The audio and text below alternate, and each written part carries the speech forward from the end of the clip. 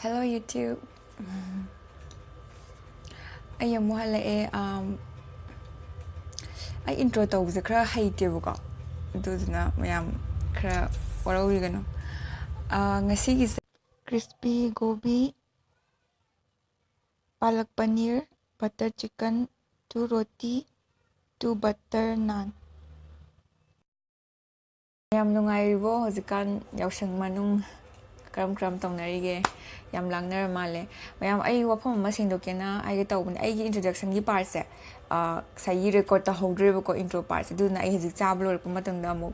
kona last na direct chabadagi lahora ne gi video se adum mayam adum yingminara se adum enjoy tawbiyo ai video se namam da one mayam ai video je namam dare mati khra sai cha lairaga mang namam dre ken tawgra male hongdre as mang ga tawra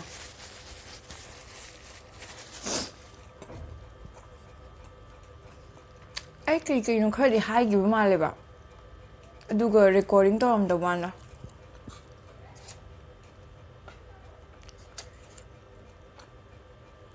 paneer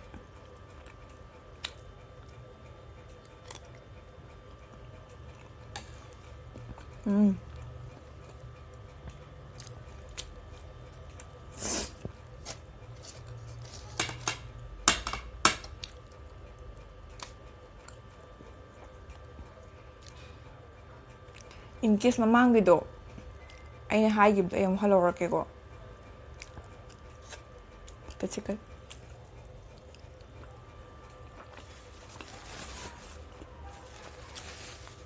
ai video je mi khar confuse le ba vlog on talk tong khan ba do ai gi content se full vlog na te full mukbang ne cha ba gi ne ai cha pam je du yem se pam me dum ba gi adu gi ne do mem confuse pi ga no mamang gi ai ham ba first video de mention di taw gim ne ba ko taram more mam ai du gi audio su khra wat khre ba quality du gi zo ram ba ya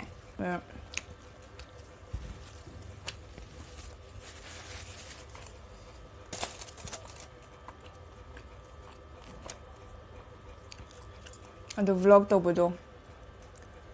hayeng kona viewers sing na suggestion guma tar agadi tawge do hojing makki di khandri na haiba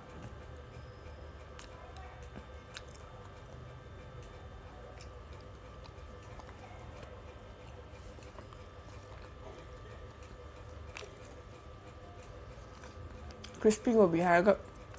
crispy oide thotle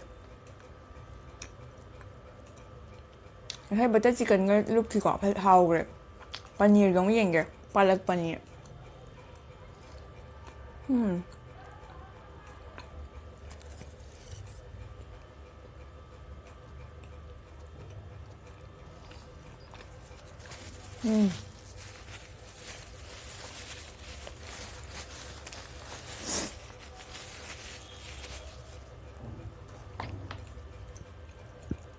ginger lime soda lemon ginger lime soda do khang gi maming do kaw gre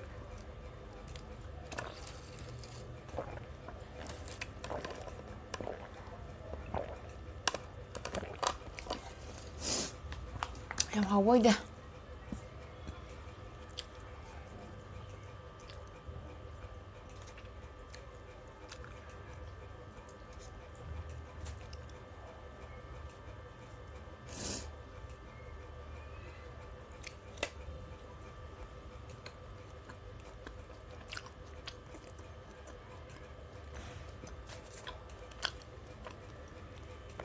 ai video de nupi yengba warga di yausanggi bisa kya tanarage khulang leiba sen mun basing comment ta khangalo haraga di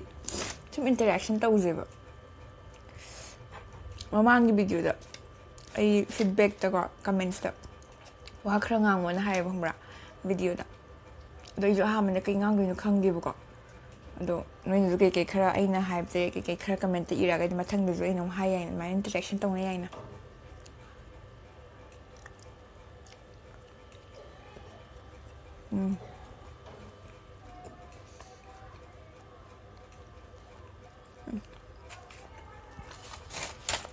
ꯅꯍꯥꯟꯁꯦ ꯑꯃꯠꯇ ꯉꯥꯏꯔꯦ ꯃꯔꯤꯅꯦꯕ ꯉꯁꯥꯏꯗꯣ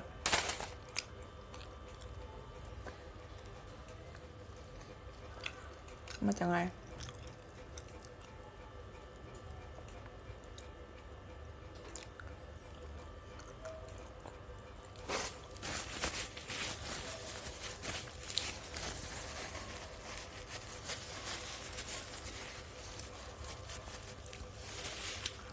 ꯑꯩ ꯚꯤꯗꯤꯑꯣꯁꯤꯕꯨ ꯌꯦꯡꯕꯤꯔꯤꯕ ꯃꯌꯥꯝ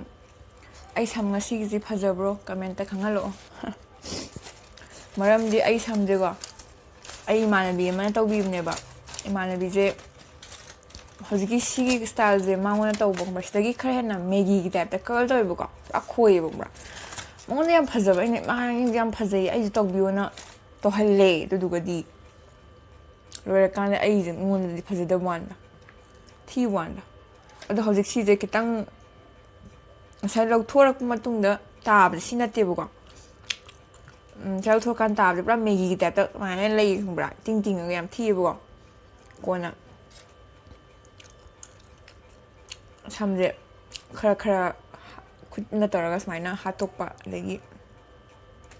ꯁꯤ ꯐꯤꯕꯝꯁꯦ ꯂꯥꯛꯏꯅꯦ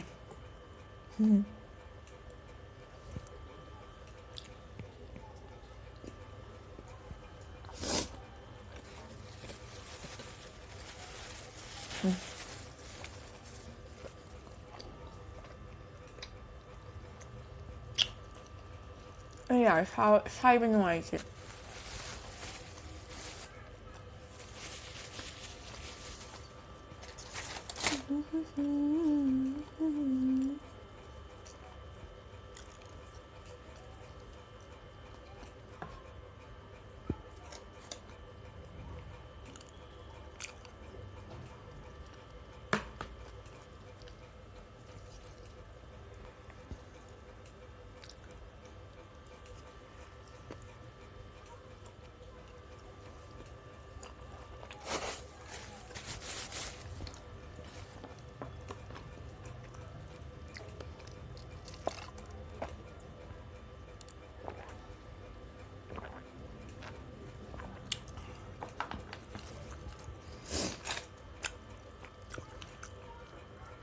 ꯀꯟꯁꯤꯜꯂꯦ ꯈꯔ ꯈꯔ ꯏꯪꯊꯔꯦ ꯑꯗꯨꯗꯨꯅꯅꯦ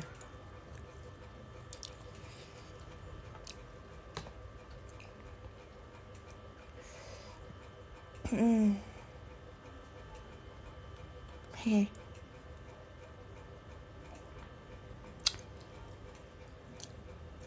ꯀꯦꯃꯦꯔꯥꯗ ꯌꯦꯡꯕꯗ ꯀꯥꯎꯕ ꯑꯩꯁꯦ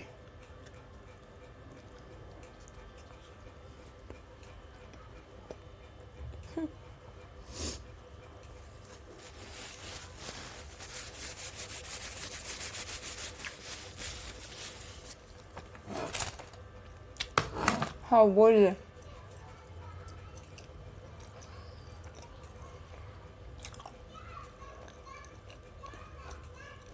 ꯆꯥꯅꯤꯡꯗ꯭ꯔꯦ ꯍꯥꯎꯇꯦ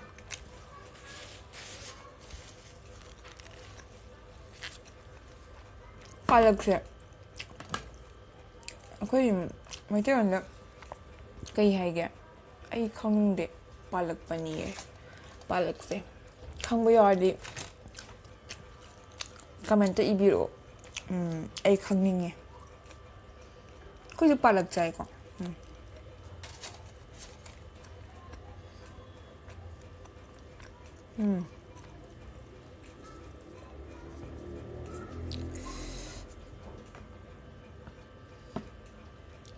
butter chicken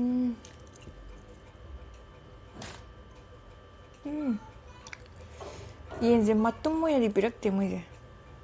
ꯁꯦꯒꯥꯏꯔꯒ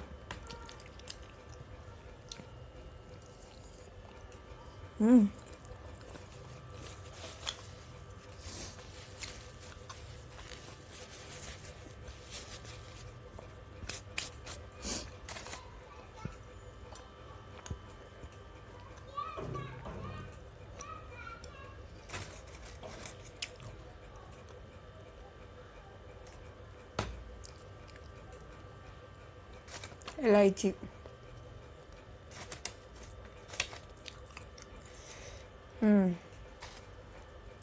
Hore. But chicken na we am chagre. Amajibu. Yam papu soptre.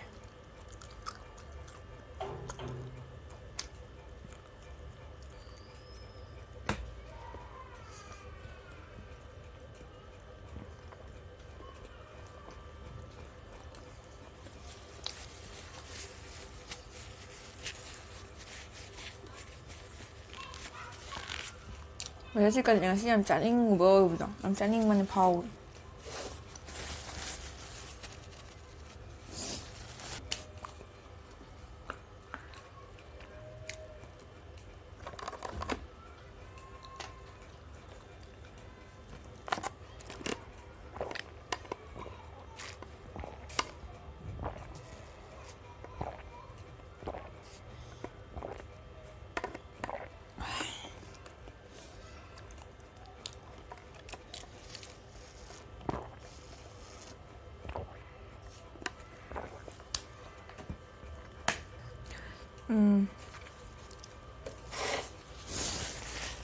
Ma'am, I video yung bagay magtagachari,